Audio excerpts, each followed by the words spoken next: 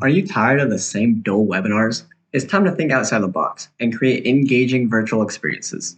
I'm going to give you a couple creative webinar ideas for your next virtual project. Number one, make them say whoa with a virtual tour. Take your audience on a virtual tour of your facility, the city, or museum. It's an excellent way to engage your audience and give them a truly unique experience. Idea two, fireside chats.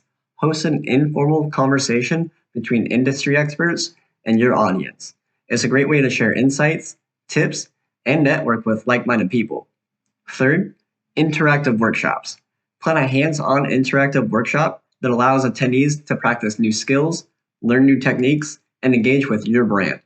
Number four, take a look at using product demos. Showcase your product or service through a demo. This is a great way to provide an in-depth understanding of what you can provide and offer and answer any questions from your audience. And my fifth idea, game-based webinars. Host a game-based webinar that's both fun and educational. This is a great way to break up the monotony and engage your audience while educating them about your product or service. And these are just a few creative ideas to create an engaging experience so that you can keep your audience come back for more.